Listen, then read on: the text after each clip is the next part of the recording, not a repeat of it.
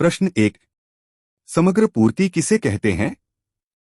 उत्तर। समग्र पूर्ति कीमत वस्तुओं की बिक्री से प्राप्त होने वाली वह कम से कम आवश्यक आय है जो उत्पादन तथा रोजगार के स्तर के बनाए रखने के लिए उत्पादकों को प्राप्त होना जरूरी है। प्रश्न 2। समग्र मांग किसे कहते हैं? उत्तर। मुद्रा की वह कुल राशि जिसे अर्थव्यवस्था के सभी उत्पादक रोजगार के किसी स्तर पर नियोजित श्रमिकों द्वारा उत्पादित वस्तु को बेचकर प्राप्त करने की आशा करते हैं, समग्र मांग कहते हैं। प्रश्न 3। विनियोग गुणक को समझाइए। उत्तर। विनियोग गुणक विनियोग की प्रारंभिक वृद्धि तथा आय की कुल अंतिम वृद्धि के बीच आनुपातिक संबंध को बताता है। कीन्स का विचार है कि जब किसी देश की अर्थव्यवस्था में विनियोग की मात्रा में वृद्धि की जाती है तो उस देश की आय केवल विनियोग की मात्रा के बराबर ही नहीं बढ़ती है बल्कि इससे कई गुना अधिक बढ़ती है। विनियोग की मात्रा की तुलना में जितने गुना वृद्धि होती है उसे ही कीन्स ने विनियोग गुणक कहा है। अर्थात विनियोग गुणक आय में परिवर्तन, विनियोग में परिवर्तन। प्रश्न 4। प्रत्याशित निवेश और यथार्थ निवेश में क्या अंतर है? उत्तर। एक अर्थव्यवस्था में निवेशक जितना निवेश करने की इच्छा व्यक्त करते हैं अथवा योजना बनाते हैं उसे प्रत्याशित या नियोजित या वांछित निवेश कहा जाता है। अर्थव्यवस्था में पूंजी भंडार में जितनी वास्तविक वृद्धि होती है उसे यथार्थ या अनुदर्शी या वास्तविक निवेश कहते हैं। प्रश्न 5। प्रभावी मांग क्या है? जब अंतिम वस्तुओं की कीमत और ब्याज की दर दी हुई हो तब आप स्वायत्त व्यय गुणक कैसे प्राप्त करेंगे? अथवा प्रभावपूर्ण मांग की धारणा को स्पष्ट कीजिए। उत्तर। प्रभावी मांग का आशय प्रभावी मांग समस्त मांग का वह स्तर है जो आय के संतुलित स्तर पर निर्धारण में प्रभावी बन जाता है क्योंकि यह समग्र पूर्ति के बराबर होता है। स्वायत्त व्यय गुणक ज्ञात करना। स्वायत्त व्यय में प्रारंभिक वृद्धि से कुल निर्गत के संतुलन मूल्य में कुछ अधिक वृद्धि होती है। अंतिम वस्तु निर्गत के संतुलन मूल्य में कुछ वृद्धि और स्वायत्त व्यय में आरंभिक वृद्धि के अनुपात को अर्थव्यवस्था का निर्गत गुणक कहते हैं। सूत्र रूप में निर्गत गुणक 1:1 यहाँ y अंतिम वस्तु निर्गत उत्पाद की कुल वृद्धि, EMPC सीमांत उपभोग प्रवृत्ति, स्वायत्त व्यय में वृद्धि। प्रश्न 6। अत्यधिक मांग तथा अभावी मांग में अंतर लिखिए। कोई 3। उत्तर। अत्यधिक मांग तथा अभावी मांग में अंतर। अत्यधिक मांग 1। अत्यधिक मांग समग्र मांग का वह स्तर है जो पूर्ण रोजगार संतुलन के लिए आवश्यक समग्र मांग के स्तर से अधिक होता है। 2। अत्यधिक मांग पूर्ण रोजगार संतुलन के लिए आवश्यक समग्र पूर्ति से अधिक होती है। 3। अत्यधिक मांग के कारण स्फीतिक अंतराल उत्पन्न होता है। 4। अत्यधिक मांग की स्थिति में चूंकि अर्थव्यवस्था में पहले से ही पूर्ण रोजगार की अवस्था रहती है इसलिए उत्पादन तथा रोजगार में कोई परिवर्तन नहीं होता, केवल कीमतें बढ़ने लगती है। अभावी मांग 1। अभावी मांग समग्र मांग का वह स्तर है जो पूर्ण रोजगार संतुलन के लिए आवश्यक समग्र मांग से कम होती है। 2। अभावी मांग की स्थिति में समग्र मांग पूर्ण रोजगार संतुलन के लिए आवश्यक पूर्ति से कम होती है। 3। अभावी मांग के कारण अवस्फीतिक अंतराल की स्थिति उत्पन्न होती है। 4. अभावी मांग की स्थिति में रोजगार उत्पादन तथा कीमतों में कमी आती है। प्रश्न 7। रोजगार के परंपरावादी सिद्धांत एवं कीन्स के रोजगार सिद्धांत में प्रमुख अंतर बताइए। उत्तर। रोजगार के परंपरावादी सिद्धांत एवं कीन्स के रोजगार सिद्धांत में प्रमुख अंतर। परंपरावादी सिद्धांत 1। इस सिद्धांत के अनुसार आय तथा रोजगार का निर्धारण केवल पूर्ण रोजगार स्तर पर होता है। 2। इस सिद्धांत के अनुसार पूर्ण रोजगार पूंजीवादी अर्थव्यवस्था की एक सामान्य स्थिति है। 3। यह सिद्धांत बाजार के नियम की मान्यताओं पर आधारित है। 4। इस सिद्धांत के अनुसार पूंजीवादी अर्थव्यवस्था कीमततंत्र द्वारा संचालित होती है। आर्थिक शक्तियों की स्वतंत्र क्रियाशीलता अर्थव्यवस्था में स्वतः संतुलन स्थापित कर देती है। 5। इस सिद्धांत के अनुसार बचत और विनियोग में समानता ब्याज की दर में परिवर्तन द्वारा स्थापित की जाती है। 6 यह सिद्धांत दीर्घकालीन मान्यता पर आधारित है। कौन सा सिद्धांत? 1 इस सिद्धांत के अनुसार आय तथा रोजगार स्तर का निर्धारण उस बिंदु पर होगा जहां पर सामूहिक मांग सामूहिक पूर्ति के बराबर होती है। इसके लिए पूर्ण रोजगार स्तर का होना आवश्यक नहीं है। 2 इस सिद्धांत के अनुसार अपूर्ण रोजगार संतुलन की एक सामान्य स्थिति है। पूर्ण रोजगार की स्थिति तो एक आदर्श स्थिति है। 3 यह सिद्धांत उपभोग के मनोवैज्ञानिक नियम पर आधारित है। 4 कीन्स ने आर्थिक क्रियाओं में सरकारी हस्तक्षेप का समर्थन किया, क्योंकि इनका मानना था कि सामूहिक मांग और सामूहिक पूर्ति में स्वतः समायोजन नहीं होता। इसके लिए सरकारी हस्तक्षेप की आवश्यकता होती है। इस सिद्धांत के अनुसार बचत और विनियोग में समानता आय में परिवर्तन द्वारा स्थापित होती है। 5 यह सिद्धांत अल्पकालीन मान्यता पर आधारित है। प्रश्न 8 अतिरेक मांग के कारण लिखिए। उत्तर अतिरेक मांग के प्रमुख कारण निम्नलिखित हैं। आय अर्थव्यवस्था में मुद्रा की पूर्ति में वृद्धि होने से और उत्पादन की मात्रा में वृद्धि न होने के कारण देश में अतिरेक मांग उत्पन्न होती है। 2 जब लोगों के पास व्यय योग्य आय में वृद्धि होती है तो भी उपभोग व्यय में वृद्धि हो जाती है। परिणामस्वरूप अतिरेक मांग उत्पन्न होती है। 3 आधुनिक समय में कल्याणकारी सरकारें घाटे की अर्थव्यवस्था के द्वारा सार्वजनिक व्यय को बढ़ाती हैं, तो लोगों के पास एक ओर उपभोग आय में वृद्धि हो जाती है और दूसरी ओर वस्तुओं के न होने के कारण अतिरेक मांग की स्थिति उत्पन्न हो जाती है। 4 व्यावसायिक फर्में ऋण प्राप्त करके नए उपकरणों, मशीनों तथा अन्य क्षेत्रों में विनियोग में वृद्धि करती हैं, जिसके परिणामस्वरूप मांग में वृद्धि होती है। वस्तुओं का विदेशी मंडियों में निर्यात के कारण भी अर्थव्यवस्था में पूर्ति की कमी और मांग में अतिरेक की स्थिति उत्पन्न हो जाती है। प्रश्न 9 आर्थिक मंदी के समय किस प्रकार का बजट बनाया जाता है? उत्तर घाटे का बजट। प्रश्न 9 भारत में वित्तीय वर्ष की अवधि लिखिए। उत्तर भारत में वित्तीय वर्ष की अवधि 1 अप्रैल से 31 मार्च है। प्रश्न 10 सरकार यदि अपनी जमा आय के बराबर राशि खर्च करती है तो आप इसे किस प्रकार का बजट कहेंगे? उत्तर संतुलित बजट। प्रश्न 11 बजट का अर्थ बताइए, अथवा सरकारी बजट क्या है?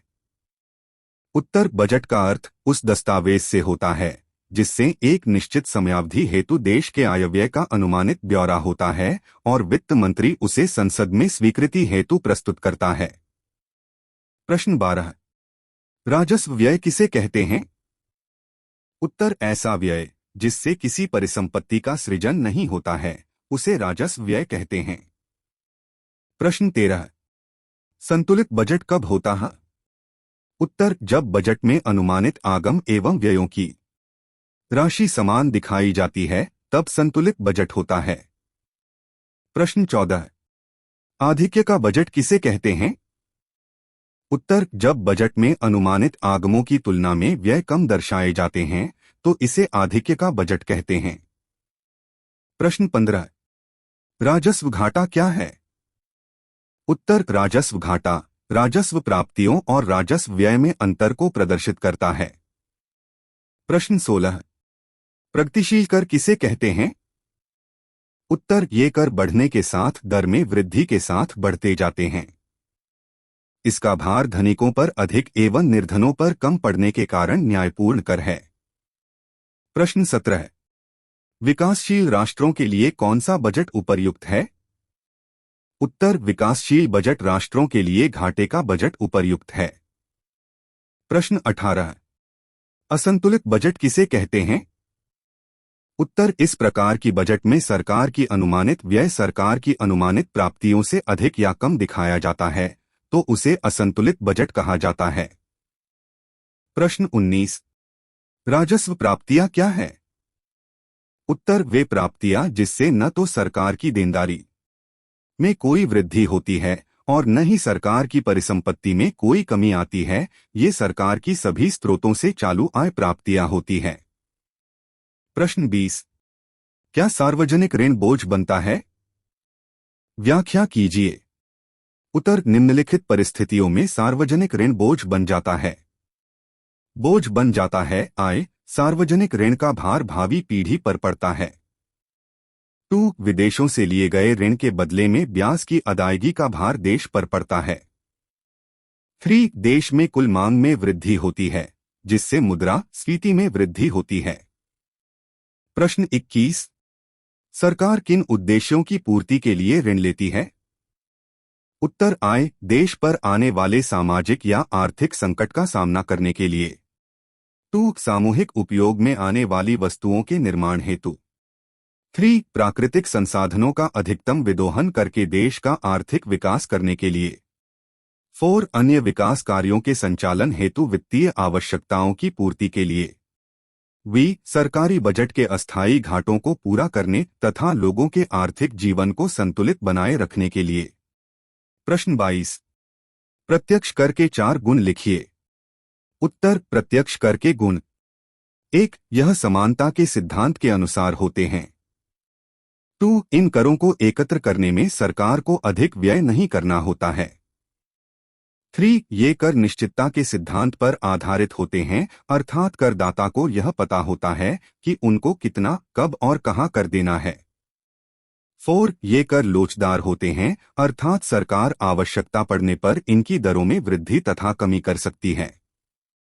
ये कर सरलता पर आधारित होते हैं, अर्थात इनके कानून काफी स्पष्ट होते हैं। प्रश्न 23। बजट के प्रमुख तत्वों को लिखिए। उत्तर बजट के मुख्य तत्व निम्नलिखित हैं। आय, यह आगामी वित्तीय वर्ष के लिए सरकार द्वारा प्रस्तावित व्यय और अनुमानित आय का विवरण पत्र या दस्तावेज है। 2 बजट की स्वीकृति के लिए किसी अधिकारी की आवश्यकता पड़ती है। 3 बजट की एक समयावधि होती है। यह वार्षिक होता है। 4 यह एक कार्य प्रणाली या ढंग प्रस्तुत करता है, जिसमें राजस्व का एकत्रीकरण और खर्च करने की व्यवस्था होती है। बजट तत्व में बजट की तैयारी, बजट पर मतदान, कटौती प्रस्ताव, समायोजन बिल, अतिरिक्त अनुदान, पूरक बजट एवं पूरक अनुदान को सम्मिलित किया जाता है। प्रश्न 24। सरकारी बजट के उद्देश्यों को लिखिए। उत्तर सरकारी बजट के उद्देश्य निम्नलिखित हैं। 1 आर्थिक विकास। एक देश की विकास दर उसकी बचत एवं निवेश की दरों पर निर्भर करती है। इसलिए बजट का उद्देश्य बचत एवं निवेश को प्रोत्साहित करने वाले कार्यक्रमों को लागू करना होता है। 2 आर्थिक संसाधनों का न्यायोचित आवंटन। सरकार अपनी बजटीय नीतियों के माध्यम से देश की आर्थिक एवं सामाजिक प्राथमिकताओं के अनुसार अपने उपलब्ध संसाधनों के आवंटन का प्रयास करती है। 3 आर्थिक स्थायित्व। अर्थव्यवस्था में तेजी तथा मंदी के चक्र आते रहते हैं। जब अर्थव्यवस्था में तेजी होती है तो सरकार बचत का बजट बनाती है, अर्थात अपने व्ययों में कमी लाती है तथा करों में वृद्धि करती है। इसके विपरीत जब अर्थव्यवस्था में मंदी होती है तो सरकार घाटे का बजट बनाती है, अर्थात करों में कमी करती है तथा अपने व्ययों में वृद्धि करती है।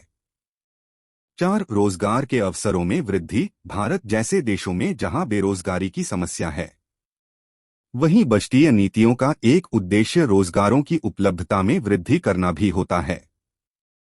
5 आर्थिक समानता। आर्थिक विषमता में कमी लाने के उद्देश्य से बजट में राजकोषीय नीति को एक महत्वपूर्ण उपकरण के रूप में प्रयोग किया जाता है।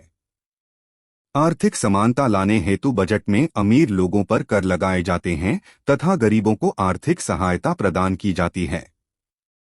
6 सार्वजनिक उपक्रमों का प्रबंध। सरकार सामाजिक हित को ध्यान में रखकर सार्वजनिक उपक्रमों का संचालन एवं प्रबंध करती है। ये सार्वजनिक उपक्रम सामान्यतः उन वस्तुओं की पूर्ति करते हैं जिनकी पूर्ति निजी क्षेत्र द्वारा नहीं हो पाती है। प्रश्न 25। भारत में सार्वजनिक व्यय में वृद्धि के कारणों को लिखिए। उत्तर भारत में सार्वजनिक व्यय में वृद्धि के कारण। 1 मूल्यों का बढ़ना। पिछले कई वर्षों में मूल्य स्तर में बहुत वृद्धि हुई है, जिससे कि वस्तुएं तथा सेवाएं पहले की अपेक्षा अधिक महंगी हो गई हैं, जिससे सरकार को अब अधिक व्यय करना पड़ता है। दो, औद्योगिक विकास होना। औद्योगिक विकास मेटर को बढ़ाने के लिए नए उद्योगों की स्थापना करने तथा पुराने उद्योगों को राष्ट्रीयकरण करने के कारण बहुत अधिक राशि का भुगतान करना पड़ा है।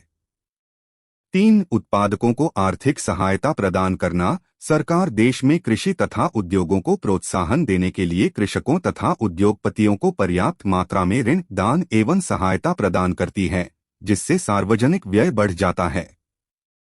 चार, आर्थिक नियोजन करना। आर्थिक नियोजन हेतु विभिन्न परियोजनाओं की पूर्ति करने के लिए सरकार को अपार धन की आवश्यकता पड़ती है, जिसकी पूर्ति वह देशी व विदेशी ऋणों की सहायता से करती है तथा कभी कभी बढ़ते व्यय को पूरा करने के लिए उसे हीनार्थ प्रबंधन करना पड़ता है। पाँच, जनसंख्या वृद्धि। गत वर्षों में देश में तीव्र गति से जनसंख्या वृद्धि हुई है। विश्व स्वास्थ्य संगठन के अनुसार भारत में इस समय लगभग 1.93% वार्षिक दर से जनसंख्या वृद्धि हो रही है, जिससे सार्वजनिक व्यय में भी वृद्धि हुई है। 6, सामाजिक सुरक्षा उपायों में वृद्धि होना। सरकार कल्याणकारी तथा सार्वजनिक सुरक्षा हेतु विभिन्न योजनाओं, बेकारी बीमा, स्वास्थ्य बीमा, वृद्धावस्था पेंशन, प्रसव लाभ आदि पर व्यय करती है। प्रश्न 26, बजट की आवश्यकता क्यों होती है? लिखिए। उत्तर, सरकारी बजट की आवश्यकता निम्नांकित कारणों से होता है। 1, सरकारी गतिविधियों में वृद्धि। विगत कई वर्षों में सरकारी गतिविधियों में अत्यधिक वृद्धि हुई है, इसलिए इन गतिविधियों को संपूर्ण करने के लिए आवश्यक व्यय की पूर्ति हेतु बड़े साधनों को एकत्रित करना होगा। बजट के अभाव में यह सब उचित ढंग से क्रियान्वयन करना संभव नहीं है। 2, उत्पादन में वृद्धि। बजट संबंधी नीति के माध्यम से सरकार उत्पादन में वृद्धि करने में सहयोग देती है। यह वह अर्थव्यवस्था में कृषि एवं उद्योग क्षेत्रों को आर्थिक सहायता कर दे सकती है। अनुसंधान कार्य को प्रोत्साहित करने के लिए वित्त व्यवस्था कर सकती है। अनुदान के लिए प्रचुर मात्रा में धन जुटा सकती है। परिणाम, निवेश में वृद्धि से उत्पादन में वृद्धि होती है। 3, समस्याओं का समाधान। आर्थिक विकास को प्रेरित करने के लिए अर्थव्यवस्था में उपस्थित विभिन्न समस्याओं का समाधान करने के लिए बजट एक महत्वपूर्ण उपकरण है, जैसे मुद्रास्फीति की समस्या, भुगतान शेष में घाटा आदि। 4, आय की असमानता को कम करना। बजट संबंधी नीति से आय एवं धन के वितरण की असमानता को भी कम किया जा सकता है। प्रगतिशील कराधान से सरकार आवश्यक धन प्राप्त कर सकती है, जिसका प्रयोग समाज के कमजोर वर्ग के लिए किया जा सकता है। 5, कार्यकलापों की सूचक। बजट सरकार के कार्यकलापों का महत्वपूर्ण सूचक है। नियोजित ढंग से आय के प्राप्त करना, बुद्धिमतापूर्ण व्यय सरकार की कार्यकुशलता को दर्शाते हैं। बजट सरकार के कार्यकलापों का दर्पण है। विद्यार्थी साथियों, सबसे पहले लाइक, सब्सक्राइब एंड शेयर जरूर करें। धन्यवाद।